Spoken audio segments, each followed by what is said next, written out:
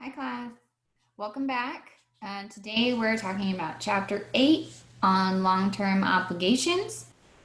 This kind of rounds out that set of 3 chapters where we talked about in chapter 6, capital projects and debt service funds. And then in 7, we talked more about capital assets. Now we're finishing that off by talking a little bit more about overall long-term obligations. We'll pick this up a little bit again. Chapter 10 is on pensions, and that's obviously a pretty substantial long-term obligation for most governments. But in between this chapter and chapter 10, we're going to shift gears a little bit, and we'll talk about business entities next. But today, the focus is on long-term obligations, many different types of long-term obligations. We've obviously talked about bond issuances, particularly because bond issuances are often used to fund capital projects. And that's kind of what we spent the last 2 chapters talking about, was how the government purchases, acquires, constructs all of the assets that they use to conduct their business. Now we're going to talk more generally about some of the long-term obligations. And we're going to talk a little bit also about the context of long-term obligations. Okay, so we haven't done the thoughts to ponder for a couple chapters. We're bringing those back, and we're bringing it back starting off way old school, starting a couple millennia ago, again, using Cicero. So the budget should be balanced, the treasury should be refilled, public debt should be reduced, and the arrogance of public officials should be controlled. So debt issues and debate about debt are very long-standing issues in the history of governments, not even just the history of the US government, but in the history of all governments. The idea of collecting enough money to cover all the expenses of the government has been a long-running discussion in the political theory literature that Cicero has started off there. All right, the next quote is, "Debt is the fatal disease of republics, the first thing and the mightiest to undermine governments and corrupt the people." Okay, so there's some pretty strong feelings here that government debt undermines the government. And then bringing it in here, using a founding father quote, "I sincerely believe that banking establishments are more dangerous than standing armies, and the principle of spending money to be paid by posterity under the name of funding is but swindling futurity on a large scale." So here we see Jefferson basically talking about the principle of inter-period equity, that the citizens and the constituents and the taxpayers today that are paying taxes should receive only the benefits that they are currently paying for, that they should not be receiving benefits that subsequent generations are going to have to pay for. Now, obviously, today we're talking about long-term obligations. So we're talking about those debts and those amounts outstanding for governments that are going to be due 5 years, 10 years, 15 years, 20 years, 50 years down the road. These are the long-term obligations of the government that we're talking about. Now, that's not necessarily a violation of inter-period equity, assuming that those subsequent generations are also going to get the benefit of what was funded today. So if, for example, you issue a bond for a 20-year bond to fund the creation of the city hall, and the city hall is used for the next 20 years, and there was sufficient money to maintain it for the remaining 20 years, then that's not necessarily in and of itself a violation of inter-period equity, as long as the payment of the debt and the usage of the facility, or whatever it is, whatever the bond was issued for, are aligned. The issue becomes that when debt issuances become too frequent, or the horizon of the debt issuances extends well beyond the useful life of what was purchased or acquired or constructed with it, then you start having violations of inter-period equity. And violations of inter-period equity are not caused by debt issuances, but it's much easier to facilitate a violation of inter-period equity when you're talking about a long-term borrowing, a long-term obligation. Okay, so with that in mind, let's take a look at how much debt state and local governments have outstanding? All right, back to our learning objectives. This is just kind of a high-level overview of a lot of things we're going to touch on today. Long-term obligations, an overview. Now let's talk specifically about one type to start with, general long-term obligations debt. Okay, general long-term obligations debt is issued by almost every government. Normally, it's a bond issuance, and there's an important piece of language here that's used with debt that's been issued on behalf of a primary government, and that's that it's secured by the full faith and credit of that governmental unit. So that means that that government is promising to pay that debt. Arises from the governmental funds activities, not proprietary or fiduciary funds. Because remember, proprietary funds are ones that are run like businesses. They can certainly have long-term debt, but that's not considered a general long-term obligations debt. And same with fiduciary, those are held on behalf of another. Those are not part of the general long-term obligations debt. If debt is reported in a proprietary fund or fiduciary fund also has a general obligation, then the government's contingent liability needs to be disclosed. So, for example, if the city of Houston has a contingent liability for any of those revenue bonds issued by the Houston airport system, then it would be required to make a note disclosure in the comprehensive annual financial report that they also back those particular bonds. Okay? But in general obligation, long-term obligations are just the ones that have been issued on behalf of the primary government. Okay, there's a lot of different examples of general long-term liabilities. We talked about long-term bonds before. Those are probably the most common type of debt issuance made by governments. They're going to pay it back out of the taxes that they receive from the citizens, constituents, taxpayers.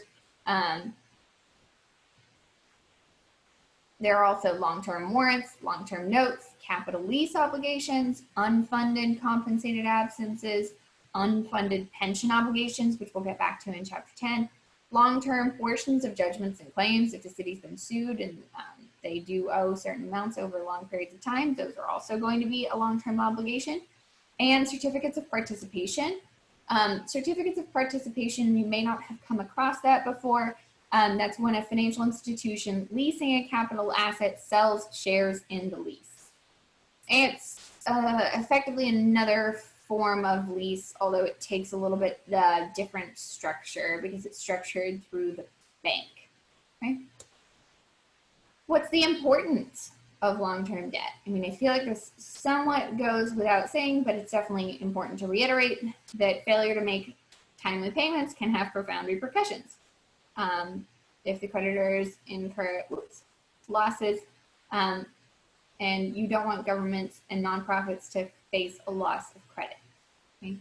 So most governments, as we've discussed, raise a lot of funds through bond issuances. If they fail to make principal and interest payments timely on those bond issuances, you can bet that their credit rating is going to be downgraded. And we're going to talk about credit rating kind of near the end of this chapter, but you can bet that if they don't make those payments timely, that their credit rating is going to be downgraded. And when their credit rating is going to be downgraded, it means that a lot of other municipalities might not invest in your municipality anymore because it may not meet the credit requirements that that particular government has for investment. Okay. Bankruptcy. This is definitely kind of a last step for a municipal government, but it can happen. Chapter 9 bankruptcies do exist. Municipalities can go bankrupt, but it's a strange sort of bankruptcy because unlike a corporation, which if it goes out of business, you're going to have another retailer. So say, for example, if we were talking about brick and mortar retail, you have a retailer go out of business, somebody else is probably going to come in and occupy that physical space. State and local governments don't really work that way.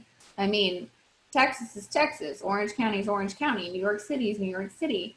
If the government fails, the citizens, the constituents, the taxpayers, they don't just all up and move out. So bankruptcies at a state and local government level are a little bit different because they must continue to exist. What needs to happen, though, is they need to figure out a way to get their budget more in line. They need to find a way to cut back services or increase tax revenues, or both, to get their budget back in line and start paying off their debts. And normally what that means is you have an independent trustee come in. We talked about it before. New York has gone under two different, basically, supervisory agencies, Big Mac and another one, over the course of its recent history, actually, the past, 4 or 5 decades, I suppose. When a government goes into bankruptcy, it doesn't actually shut down.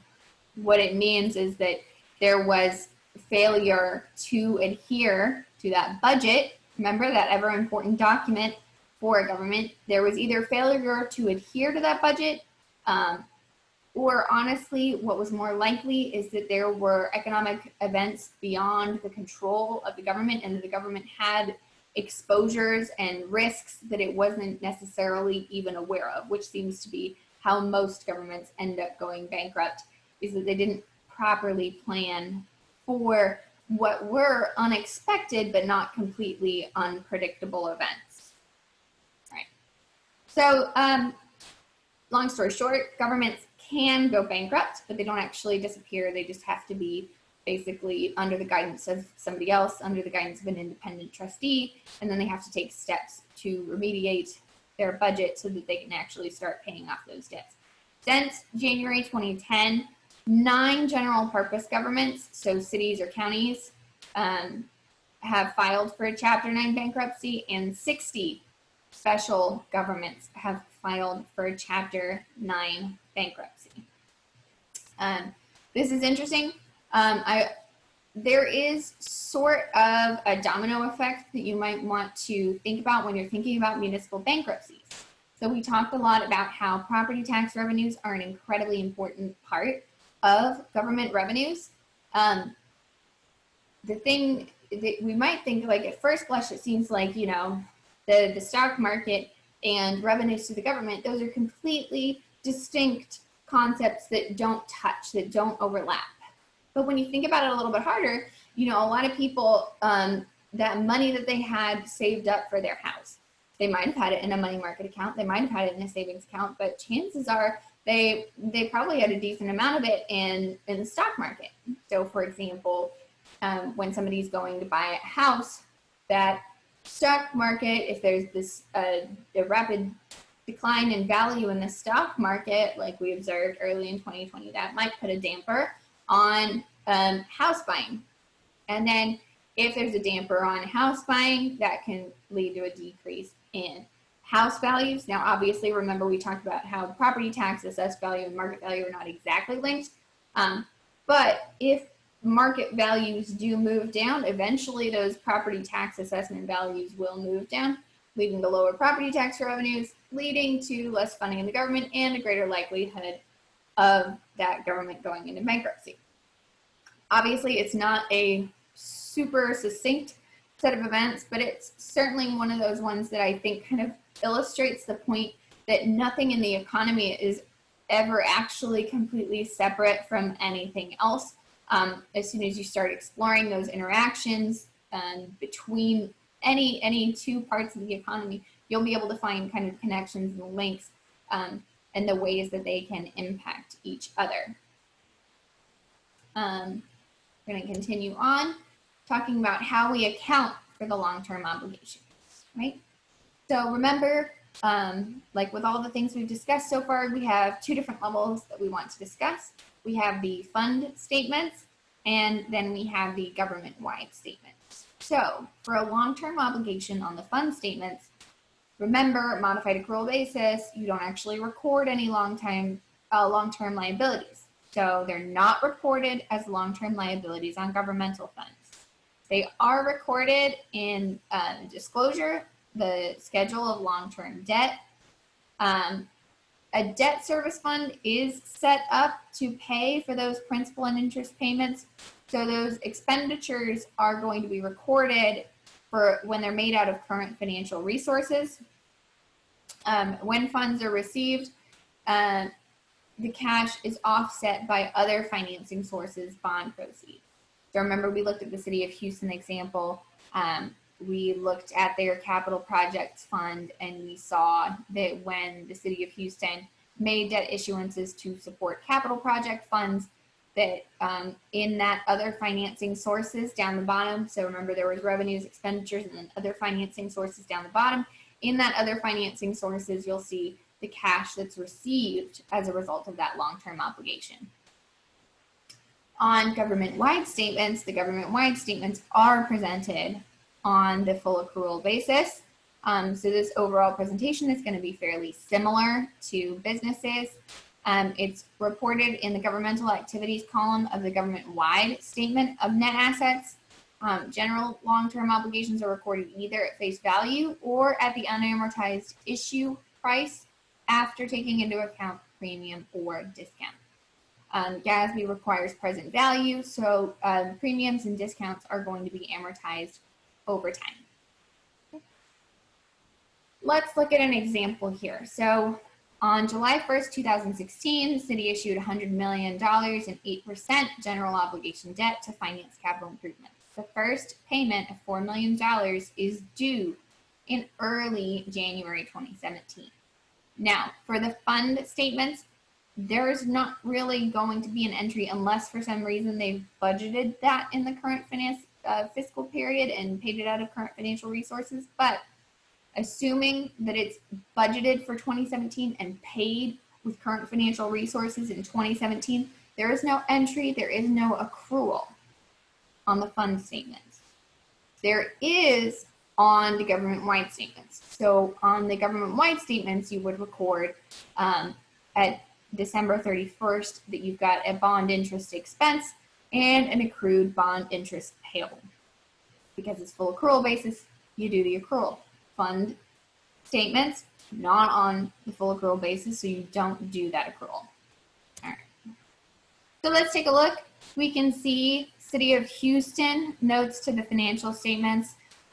There's a, let's just take a look at the first one. So we have, for example, public improvement bonds. The city has issued public improvement bonds on numerous occasions. Bonds are payable from ad valorem tax revenues. The proceeds are used for street and bridge improvements, traffic signals, municipal buildings, parks, and other capital improvements. Interest is payable semi-annual. Principal is payable in various amounts through March 1st, 2043. Okay? So this just gives an example of kind of what one of the types of debt, the long-term debt that the government might have. There's a lot of different examples. That's just one.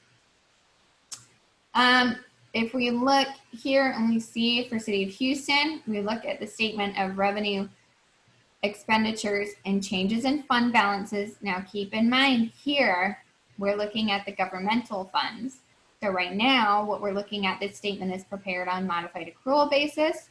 So that's why we see in that other financing sources that we see the issuance of debt coming in as an other financing source. Okay? This is the way that that debt, the issuance of that debt is recognized on the fund statements, on those governmental fund statements. Here, so for example, the one we looked at, it was based on ad valorem taxes. So here we have a schedule here that's just talking about, okay, the following schedule presents the city's debt service requirements for fiscal years 2018 through 2043 for the outstanding tax bonds, pension obligations, and tax certificates. Debt service on commercial paper notes is not reflected. So here we can see tax bonds. Obviously, that is a major source of funding. So with that major source of funding, obviously we have greater amounts due in the upcoming years, mainly because a lot of times debt issuances are overlapping. So we have a large amount of tax bonds that are due. So what is that? We've got, yeah, tax bonds, pension obligations, tax certificates, and then the total debt service listed there. And that's a big scary number when you look at it about how much is due over time. Okay, so here we go. We have a breakdown here, just looking at it another way. In this case, what we're looking at is the voter authorized obligations. So remember that the government is always collecting things like property taxes and sales taxes, and it has a certain amount of discretion about certain uses of that revenue. But oftentimes debt issuances are made for a particular purpose, and when they're made for a particular purpose, they'll often be voter authorized obligations. So the following schedule sets forth the categories of bond authorizations approved by voters in elections held in November of 2001, November of 2006, November of 2012. The amount of such authorizations approved by City Council for issuances is commercial paper notes and blah, blah, blah. The city has issued all bonds authorized at the election held in November of 1997. So here, more interestingly, just kind of looking at what those voter authorized bonds have been used for. So for each different election, for each different voter authorization, they have separated out what it was spent on. So out of the November 2001 election, we can see that over half of it was spent on streets, bridges, and traffic control. Again, for the 2006 election, about half of it was spent on streets, bridges, and traffic control. And then in the 2012 election, we don't have as much spent on, we don't have anything recorded related to streets, bridges, and traffic control. Instead, it was related to parks and recreation, not the TV show, and public safety. Okay, so those were the two main elements that the 2012 voter authorized obligations have been used for. Okay, and keep in mind, so they're not necessarily held on any regular schedule. So you can see there was 5 years between the first two votes and then 6 years after that. Just something to keep in mind. I feel like we're kind of about due. I feel like there will be other voter authorized obligations coming up.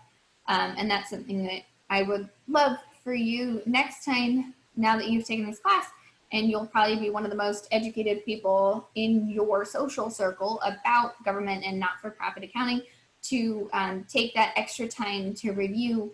I don't even know what the proposal is going to be because there isn't one yet, but go and take that time to look at the proposal and to read it carefully, and then help educate your family and friends on it. Okay, so here, this is just the notes. So for example, if we look in the notes, remember, because for the governmental funds, they don't keep the long-term liabilities. They're not presented in the fund statements. They're presented separately in schedules. Here you can see for governmental activities what all of the different types of long-term liabilities are. And obviously, we haven't talked about pensions much yet. We'll get to that in chapter 10, but we see that pensions are a huge chunk right down here. Pension liabilities and other post-employment benefits, OPEB, those are both related. Those are huge amounts, and also that general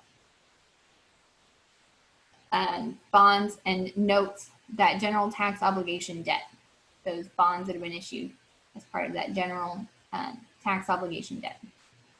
Those are huge liabilities, huge long-term liabilities that the city of Houston has.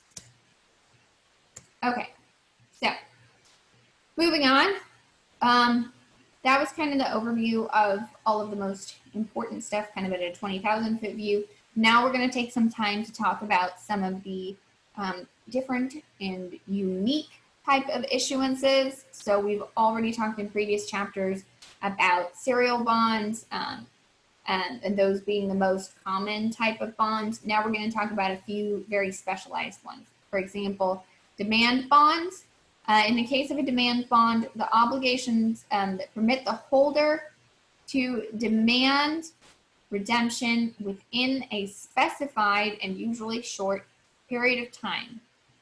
Therefore, they're usually classified as short-term obligations because the holder, even if the holder intends to hold it for 10 years, 5 years, they could demand that it be redeemed, and often within a period of months. So they're considered short-term obligations if the nature of the demand bonds taken by themselves are short-term.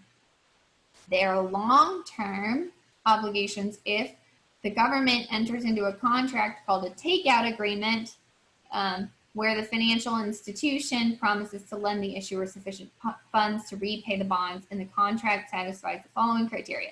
Doesn't expire within a year, it's not cancelable by the lender, and it's capable of being financially satisfied by the lender. Okay, so normally demand bonds are considered short-term, not long-term obligations, but they can be long-term obligations if basically that government has found a financial institution, a bank, or some other type of financial counterparty who has basically agreed to spot them the money. And so that way they've converted this short-term obligation into a long-term obligation by involving a third party who will pay in the case that those bondholders demand redemption.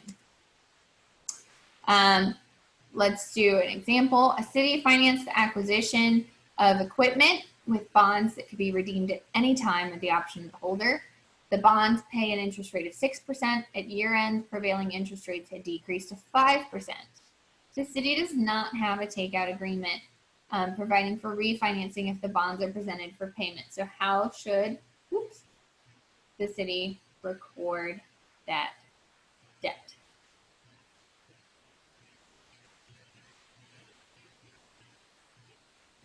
I'm debating whether I should leave that open in the comments or just have you respond.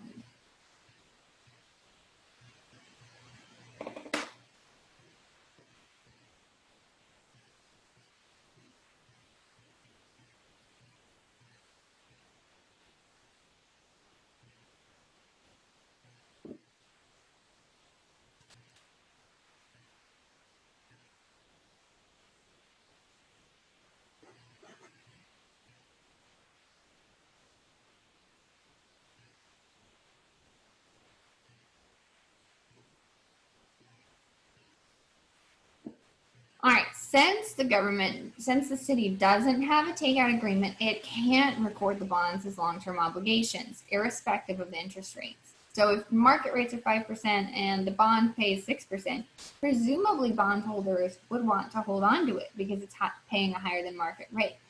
But we cannot guarantee that those bondholders are going to act, quote, rationally, or that they won't have any liquidity constraints that require them to demand that that bond be paid.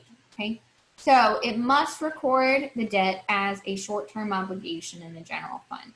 So in that case, they would record the entire amount as capital assets expenditure, and then demand bonds payable.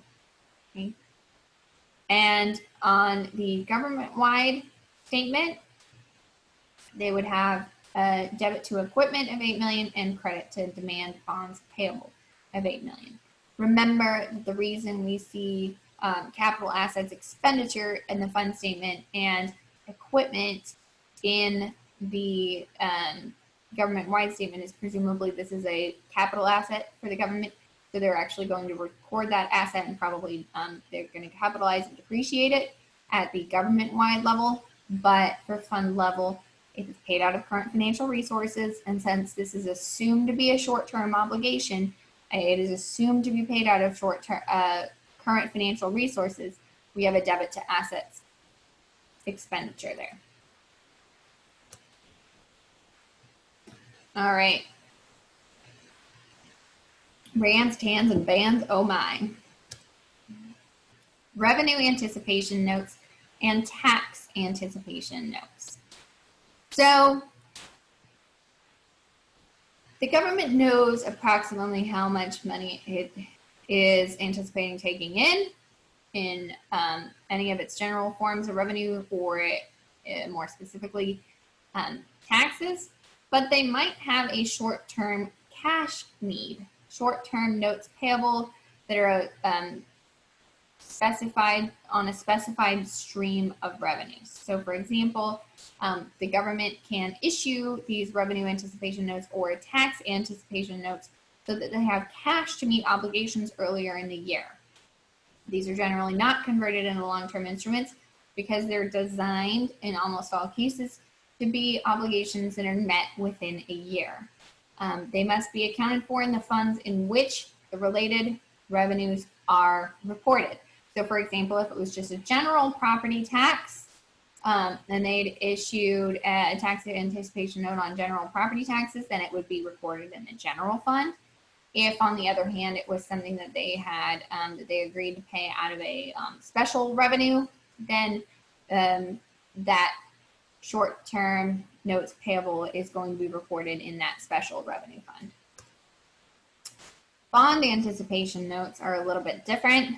If the government is planning on issuing a series of bonds, but they need a small amount of short-term bridge funding before they can issue those bonds, those bonds in particular may be issued as long-term obligations if by the date the financial statements are issued, those bond anticipation notes have been refinanced, the entity agrees into an agreement that doesn't expire in a year, has not been violated, and is capable of being honored by a lender.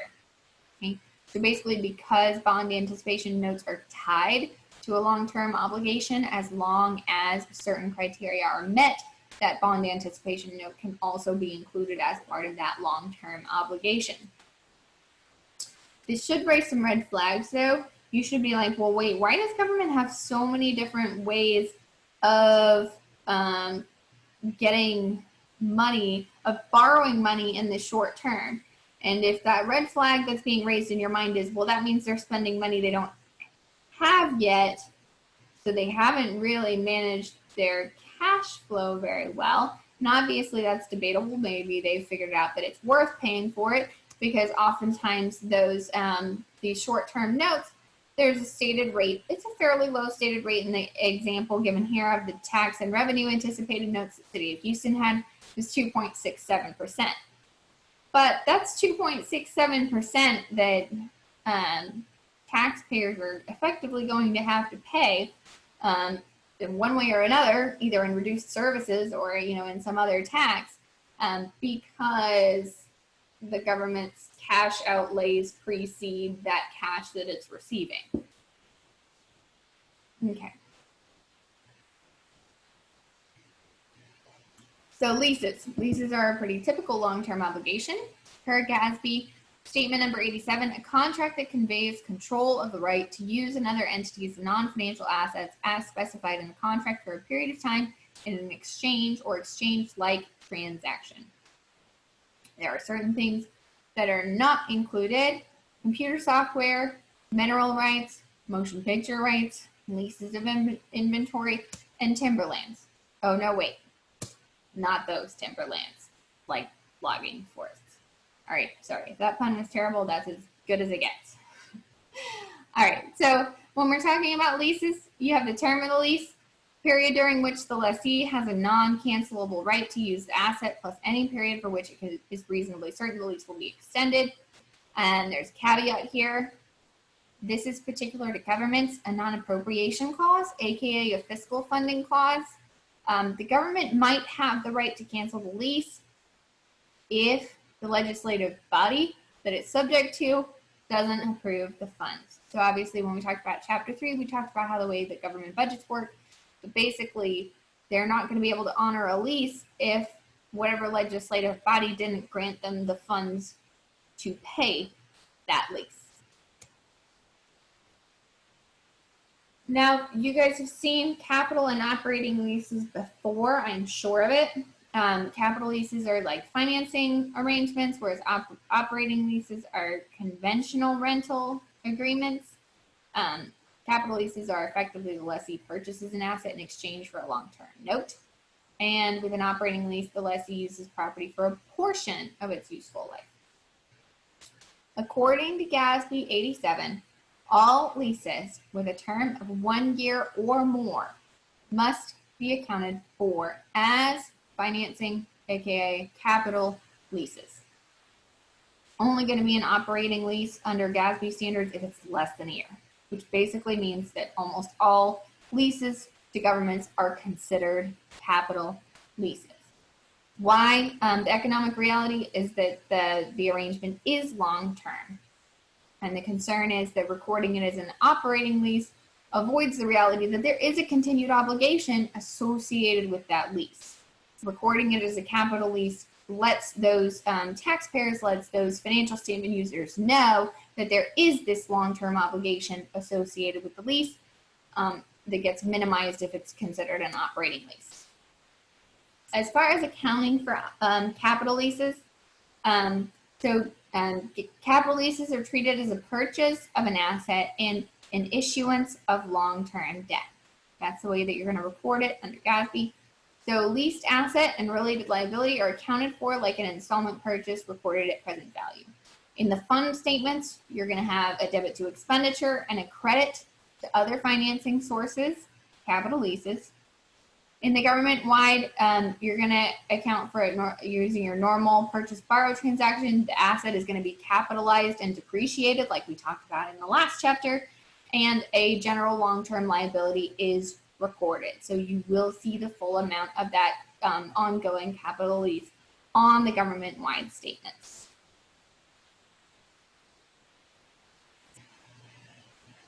Okay, just a note here. I put this one in a completely different color so that we can make sure that, like, if you're a visual learner like me, please note we are stepping into another world here. We have been talking about state and local governments. We're going to do a brief note on not-for-profits just to kind of give you a little bit of flavor since we've spent a lot of time talking about leases right now. FASB leasing standards are more complex than GASB standards.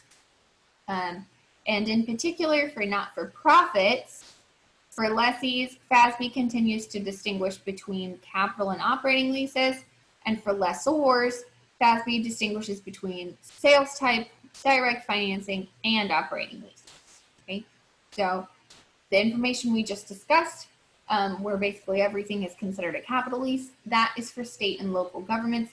Not-for-profits, you do have a lot more distinctions in terms of the types of leases. We're not going into that. That's just kind of a quick, just so you know. Remember that state and local governments are a little different than not-for-profits and for-profits as well. All right. So if we look at the City of Houston's notes to their financial statements, we see here are the notes related to their operating leases, both as a lessee and a lessor. This is just kind of to give you some insights. There's nothing in particular that I wanted to highlight on these, just to kind of give you a general overview. Why use a lease instead of debt financing? So it's well understood that it is likely to be more costly to lease an asset than to issue debt and purchase the asset itself. They're basically going to be paying a higher interest rate when they're using a lease, as opposed to if they just issue bonds and then buy it themselves. So why would they do this? Main reason, unfortunately, a lot of times it's to circumvent debt limitations. But wait, isn't that a pretty obvious way to circumvent debt limitations by just having leases? Well, yeah, sure, but 26 states have upheld that financing leases are beyond the purview of debt restrictions. So just so you know, governments are not above that sentiment of abiding by the letter of the law instead of the spirit of the law. They know full well that they have debt restrictions.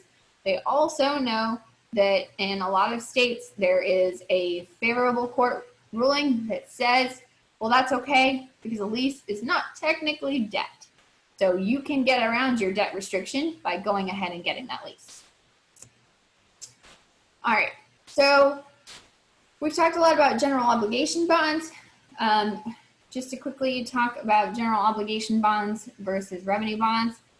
General obligation bonds are backed by the full faith and credit of the government. Revenue bonds would be paid out on specific revenue streams. What are the costs and benefits of each of those types?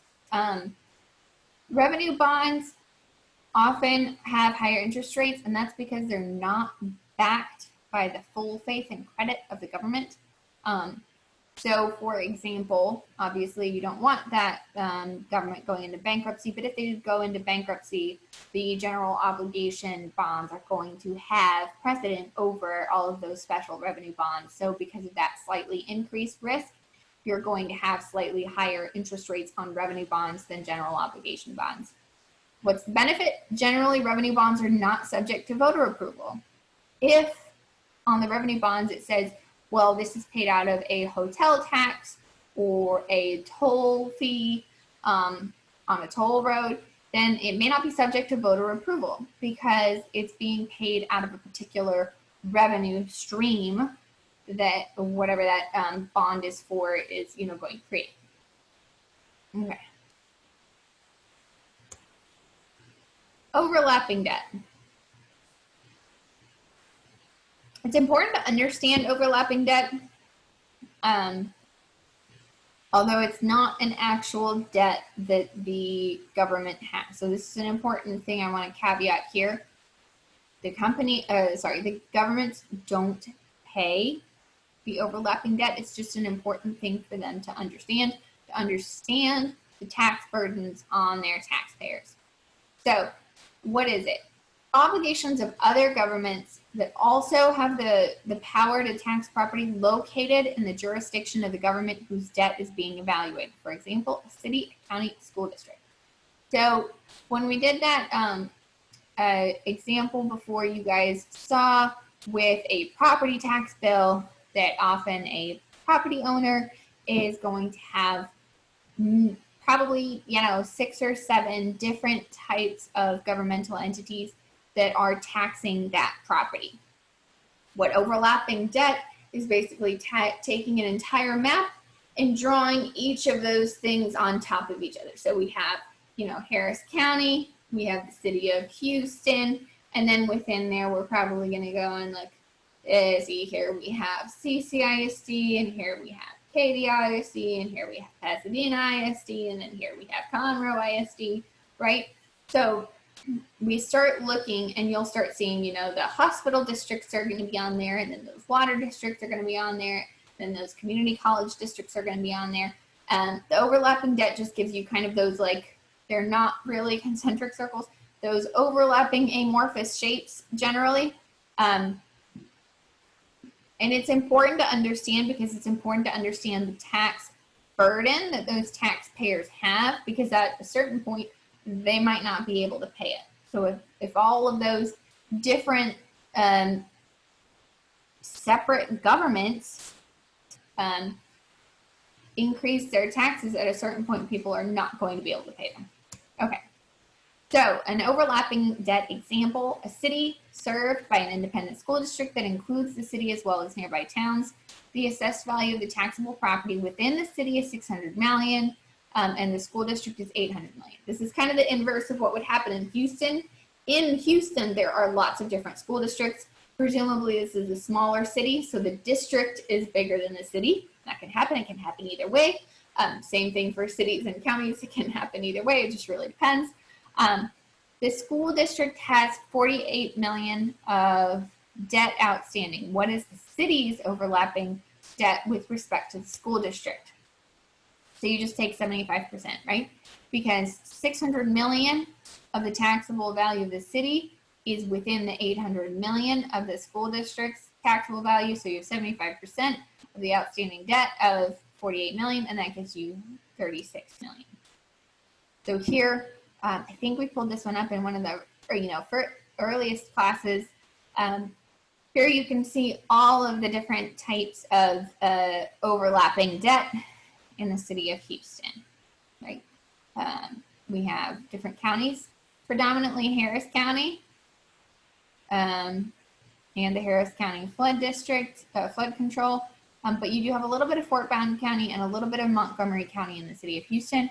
You have quite a few different school districts. You have quite a few different municipal utility districts. And then you have some of these other special jurisdictions like Clear Lake City Water Authority, Harris County Department of Education, and those community college districts that all have the ability to levy taxes on those property owners. The book does a really good, sorry, just one last thing about that one. The book does a really good job of showing you kind of like a visual, showing you a map. So I suggest you look at that if you are still wanting to kind of visualize more and understand more about what exactly that overlapping debt means. Conduit debt. Conduit debt are a very, very specific type of debt, and not necessarily an incredibly common type of debt. There are obligations issued in the name of a government on behalf of a non-governmental entity. They're also referred to as non-commitment debt. In case of default, bondholders have claim only on the property and the lease payments. It's a form of government assistance to beneficiary organizations to obtain financing at lower rates. GASB says that note disclosure of conduit debt is sufficient. So for example, a city might want to promote the good work of a particular 501c3, a particular nonprofit within their city limits. And so they might agree to conduit debt, in which case the city, for example, City of Houston, issues debt in the name of the City of Houston on behalf of whatever that 501c3 nonprofit organization is. Here we go. In this case, the city has authorized various issues of special facilities bonds to enable United Airlines, a private company, to construct facilities at Intercontinental that were deemed to be in the public interest. So United, obviously, publicly traded company for the time being. But the city of Houston basically issued debt on behalf of them because the city of Houston in some way honestly benefits from the extensions that were funded using this debt, but technically they're also within the purview of United Airlines. Okay. Oh boy, here we go. The tobacco bonds. These are just cringeworthy. So, in 1998, the tobacco companies settled with states. The states basically sued, saying cigarette smoking was increasing risks and increasing tax costs, and that the tobacco companies needed to pay the states to cover a lot of the health costs associated with cigarettes and, well, with tobacco use, right? I guess not exclusively cigarettes, also includes chewing tobacco, but with tobacco use. At least 34 states are using the proceeds from the settlements to issue bonds to plug their current budget deficits. What? The states argued that they needed this money to pay public health costs that were associated with tobacco use, and instead what they're doing is they're taking these settlements and using them basically as collateral to issue bonds to pay for existing budget deficits. That is a complete, blatant violation of inter-period equity and completely contradictory to the point of the settlement and the argument of the states in getting that settlement. On top of that, they didn't really think things through. One could argue that the states couldn't have seen it coming, that this was going to change this way. Or you could argue that the tobacco companies had a better idea of the way that the market was going and a little bit more foresight. Basically, instead of the settlement payments being based on like the gross revenue to the cigarette and the tobacco companies, it was based on the number of cigarettes. So I mean, if any of y'all smoke or if any of y'all have friends that smoke, you know, the price of cigarettes has gone up dramatically since, you know, in the past 2 decades. But because the agreement between the states and the tobacco company is based on the number of cigarettes instead of the revenue from the cigarettes, the states have actually been receiving lower settlements than they thought. So they issued bonds based on anticipated settlements. They also didn't estimate the settlements correctly, and they're absolutely not using these funds for what, well, not all states, but at least 34 of the states, not using these funds for what they said they were going to be used for, which is public health, right? Okay. What's more, California has also guaranteed a portion of its bonds with general fund revenue. So this was supposed to be a revenue stream to the governments to pay for future public health costs. California has instead issued bonds, and now that the amounts from the settlement are coming in lower, they're paying those bonds out of general fund revenue, which means even less money going to public health than would have gone to public health otherwise. Okay, I'm off my soapbox for now. That's just, to me, just like the most blatant, egregious violation of inter-period equity, and it wasn't just like one state did it. They all decided it was a great idea that these tobacco bonds were a thing. They all had a settlement coming in, and they all thought, well, baby, I'll just like cash in on this now. Okay, so setting that aside, moving on. This last part is more about like how do we analyze the financial health of governments. There are a lot of different bond-related ratios. Basically, this is like when you're looking at financial ratios for a public company and you're trying to figure out basically how much money do they have to pay off debt that they own, debt that they owe. It's the same thing here. We're trying to figure out the government's capacity to pay for all of those bond liabilities that they have. So you can look at, for example, the ratio of debt per capita to the percentage of taxable property, the ratio of debt service expenditures to total general expenditures, multiple year trends in the ratios above. Investors are going to look at these ratios to assess the ability to pay and the risk of default. So here we can see for a city of Houston, this kind of gives us some over time. Over time, we can see that that general tax obligation debt is increasing. The percentage of estimated actual taxable value of property generally decreasing over time. That per capita amount is relatively constant. Okay?